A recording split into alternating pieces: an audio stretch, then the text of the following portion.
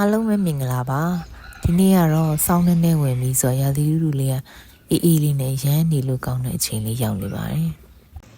ဒီနေ့ကတော့ဈေးတွေကနေငပတ်လက်လေးရလာတော့ငပတ်မှွေချက်မယ်ပြီးလို့ရှိရင်ငပိလေးမှချက်မယ်ပေါ့နော်ငါ့ကိုစားစနွင်းချင်းစပလင်နဲ့ထည့်ပြုတ်ပြီးပြီဆိုတော့အသားနှွင်ပြီးတော့ချမ်းတဲ့အယိုးတွေကိုပြုတ်ထားပါမယ်ပုံမှန်ဆိုရင်တော့ငါးမွေဆိုရင်တော့ကိုကနည်းနည်းဆူဆူတွဲလေးပို့ကြိုက်တယ်ပေါ့နော်သူတို့သားဖားနေကတော့နည်းနည်း6ကျွတ်ကြိုက်တော့ဒီနေ့တော့6ကျွတ်ကလေးမှွေလိုက်ပါတယ်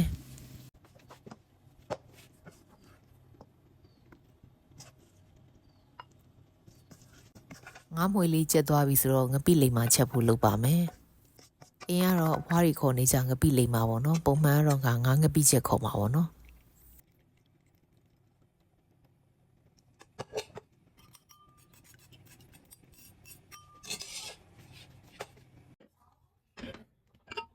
ငပိလိမ်မာချက်ရင်လင်းကငပိရီကိုပါကိုဂျိုတယ်ပေါ့နော်ငပိရီဂျိုကတော့ဈေးတွေကနေပြီးတော့အလိုငါအကောင်လိုက်ကလေးတွေပို့ကြိုက်တော့လေငရက်လုံးလေးတွေဝယ်ပြတာများတယ်ပေါ့နော်ငါးမွေထားလေးထည့်ငပိရီလေးထည့်ပြီးလို့ရှိရင်ခုနပြုတ်ထားတဲ့အယူပြုတ်ရည်လေးပါထည့်လိုက်တာပေါ့နော်ရတာအတွက်မှုံမှုံလေးထည့်တယ်ပြီးရင်ရုပ်သီးစိမ့်လေးတွေထည့်ပြီးတော့ပုတ်ပွက်ဆူအောင်တည်ထားလိုက်တာပေါ့နော်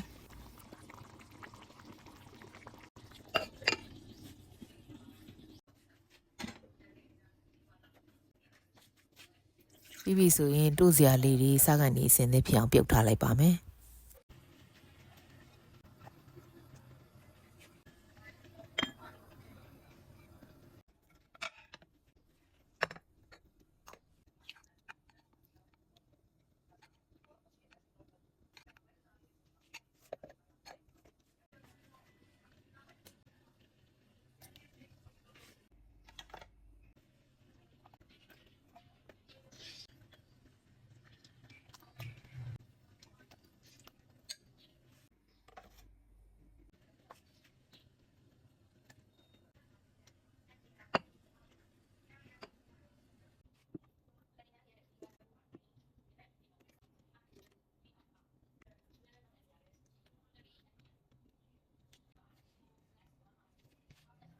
ချက်ပြုတ်ပြီးသွားပြီဆိုတော့မိဖို့ကြောင့်တန်ရှည်လေးလုပ်တယ်ရေမိုးချိုးပြီးတော့အိမ်အောက်ကိုခဏဆင်းပါမယ်နေထွက်ပြီးတော့အေးလေးဖြစ်နေတော့လမ်းလျှောက်ရင်းနဲ့ဓာတ်ပုံလေးလျှောက်ရိုက်ပါတယ်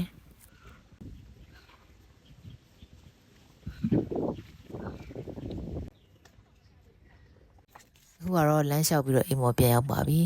သမီးလေးမွေးနေ့အတွက်မွေးနေ့လက်ဆောင်လေးလုပ်လိုက်ပါအောင်မယ်အခုလုပ်နေရလေးကတော့ဒါ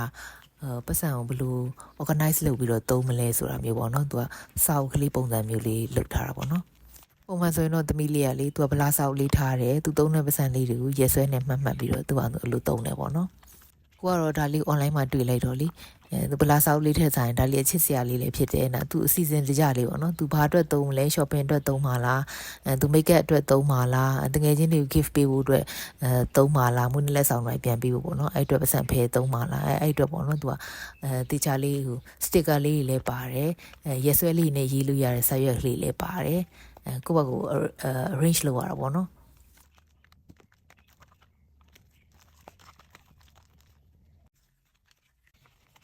အခုကတော့ဒါအကန့်လေးထဲမှာဒါပတ်စံလေးထည့်ပြထားတာပေါ့နော်သူပြန်လာလို့ရှိရင်သူစုထားမဟုတ်ဘူးလေသူပြန်ထည့်လို့ရအောင်ပေါ့နော်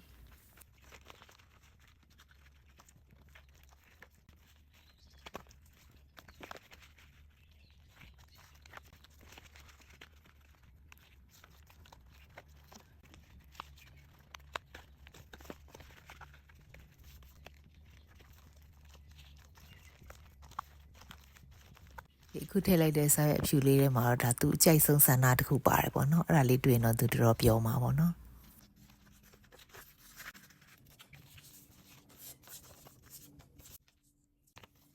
သူမွေးလာတဲ့ကနေပြီးတော့အခုဆို15နှစ်ရှိပြီပေါ့နော်နှစ်တိုင်းမပြတ်မကွက်အမေကဒီလို surprise တွေလုပ်ပေးတာပေါ့နော်သူလည်းစိတ်လှရှားသလိုကိုယ်တိုင်လည်းစိတ်လှရှားတယ်ပေါ့နော်ဒါဒီဟာလေးဝယ်လို့ရှိရင်ဆိုင်ရထည့်ပြီးတဲ့ဒါ sticker လေးပေါ့နော်အဲ့ဒါလေးကိုကတ်လိုက်ပါတယ်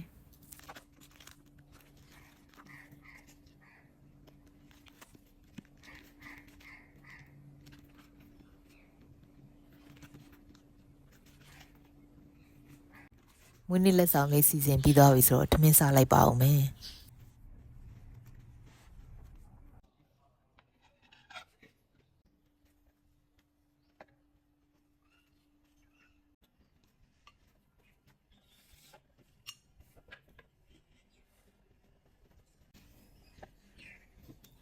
ဒီနေ့ကချက်ထားတဲ့ပစွန်အာလူးလေးနဲ့ငပိတူစရာအစုံနဲ့စားပါမယ်အေးဆေးရှိတဲ့နေ့ဆိုရင်တော့ဒီလိုသေးချာကြကြနာလေးစားပြတယ်ပေါ့နော်ကမန်ကရန်နေ့တွေဆိုရင်တော့ထမင်းပကံထဲမှာငပိနဲ့နေပြီးတူစရာကြိုက်တူလိုပဲစားပြတာပေါ့နော်ဒီလိုငပိလိမ္မာတို့ငပိရီတို့ကတော့အရန်ကြိုက်တာပေါ့နော်နေတိုင်းစားဆိုလဲစားနိုင်တယ်ဒါပေမဲ့ကိုကတော့ပုံမှန်တော့မစားဘူးပေါ့နော်စားလို့ရှိရင်ထမင်းနေအများကြီးစားဖြစ်သွားလို့လေ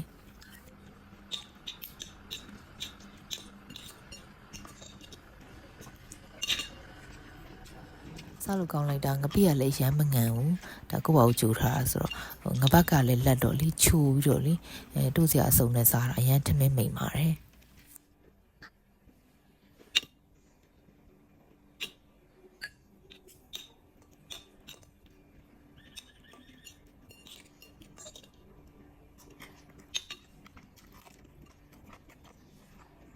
ငပိရလည်းမှုံမွေးဆက်ဆက်ကလေးကြောင်ရှာသီးကလည်းပူပူလေးဆိုတော့စားပြီးသွားလို့ရှိရင်ပြီးရင်ခန်းကျင်သီးအေးအေးလေးကြိုက်တိုးလိုက်ပေါ့နော်အရန်စားလို့ကောင်းပါတယ်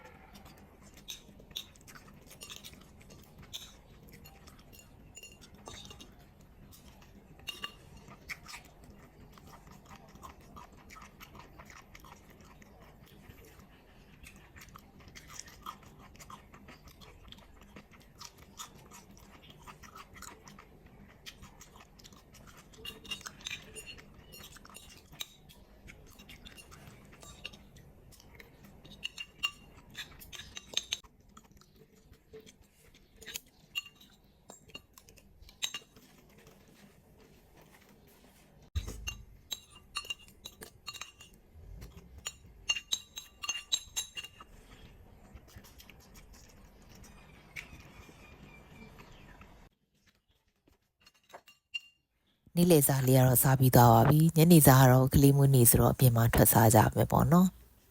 ဒါကတော့အမေရောကလေးရောစိတ်လှရှာတဲ့အချိန်ရောက်ပါပြီ What is it? I want to know. ကြောက်လိုက်တာဖွင့်ရင် ငယ်ကတော့ကိုလုတ်ပေးသမျှသူကြိုက်တယ်အခုနည်းနည်းကြီးလာတော့ကိုလုတ်ပေးတာလေးသူကြိုက်ပါမလားဆိုပြီးကိုကလည်းပို့ပြီးတော့စိတ်လှရှာတယ်ပေါ့နော် What is that? Is that pajamas? Okay, what is that? I never did it. Is that a bug? Wait, I don't know what that is. Huh? What is this?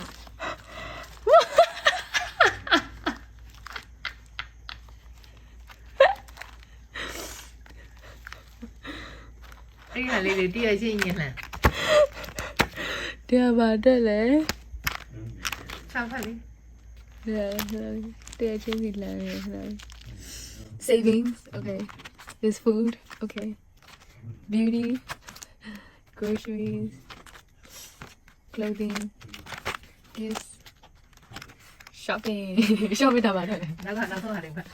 No. I'm scared. Happy birthday သမီးလေးရေအခုမွေးနေ့မှာစပြီးသမီးလေးဖြည့်ချင်တဲ့ wish တွေအကုန်ဖြည့်ပြီးလှလှပပလေးနဲ့ကျန်တဲ့ပေါင်းများစွာကိုဖေဖေမေမေတို့နဲ့အတူအတန်းနိုင်ပါစေအရင်အစ်စ်တင်တော့မေမေနဲ့ဖေဖေသူ့လိုပါလား Oh I didn't see that